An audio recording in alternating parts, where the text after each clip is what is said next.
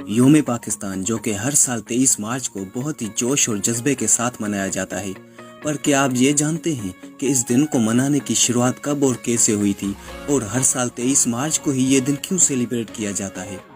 آج میں آپ کو بتاؤں گا کہ اس دن کو منانے کی اصل حقیقت کیا ہے۔ پاکستان اسی دن وجود میں آ گیا تھا جس دن ہندوستان میں پہلے ہندو نے اسلام قبول کیا تھا۔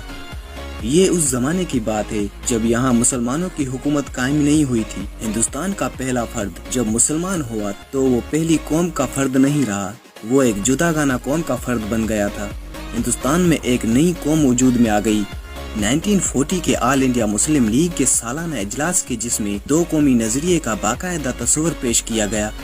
21 مارچ کی شام کو اس اجلاس کا آغاز ہوا اور 22 مارچ کو قائد اعظم محمد علی جناح نے اپنی صدارتی خطاب کے دوران واضح طور پر فرمایا کہ اس امر کی وضاحت کرنا ہمارے ہندو دوست اسلام اور ہندوازم کی حقیقی صورتحال کو سمجھنے سے کیوں قاصر ہیں۔ ایک بڑا مشکل امر ہے۔ میرے خیال میں یہ دونوں کسی خطے اعتبار سے اور لغوی اعتبار سے مذہب نہیں ہیں، لیکن در حقیقت یہ سماجی اور معاشرتی صحابت ہیں، اور یہ محض کہ ہندو اور مسلمان کوئی ایک قومیت بنائیں گے تو یہ غلط فہمی ہے۔ ہندو اور مسلمان دو جداگانہ مذہبی فلسفوں، سماجی رسم و رواج اور عالمی ادبی ورثے سے تعلق رکھتے ہیں۔ یہ دونوں قومیں نہ تو آپس میں شادی کر سکتے ہیں اور نہ ہی مل بیٹھ کر کھا سکتے ہیں۔ حقیقت میں یہ دونوں قومیں مختلف تہذیبوں سے تعلق رکھتی ہیں۔ زندگی اور زندہ رہنے کے بارے میں دونوں قوموں کے نظریے دیگر پہلو ایک دوسرے سے بالکل مختلف ہیں، اور دونوں کی رزمیہ تاریخ مختلف ہے۔ دونوں کے ہیرو مختلف ہیں، دونوں کے حالات اور اوقات بھی مختلف ہیں، یہاں تک کہ ایک قوم کا ہیرو دوسری قوم کا دشمن اور ایک قوم کا دشمن دوسری قوم کا ہیرو ہوتا ہے۔ ایسی قوموں کو ایک سلطنت میں کر دینا بالکل غلط فیصلہ ہے۔ مسلمان ایک جداگانہ قوم ہے، اس کے لیے چاہے کہ قوم کی کوئی بھی تعریف کی جائے، اس کے تحت یہ ایک قوم ہے۔ اس کے لیے ان کا ایک الگ وطن ہونا چاہیے، ان کا اپنا ایک علاقہ اور اپنی مملکت ہونی چاہیے۔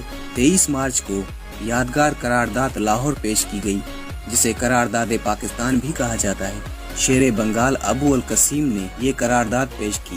یہ قرارداد پیش ہونے کے بعد چودھری خلیل الزمان نے سب سے پہلے اس کی جماعت کی۔ ان کے بعد مولانا ظفر علی خان، سردار اورنگزیب خان، سردار حاجی عبدالہارون، نواب اسماعیل خان اور قاضی محمد عیسیٰ نے بھی اس قرارداد حمایت کا اعلان کیا۔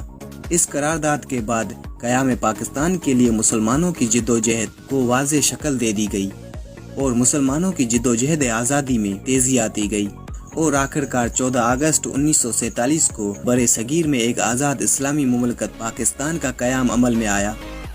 23 مارچ کا دن ہم سب کے لیے ایک خوشی کا دن ہوتا ہے۔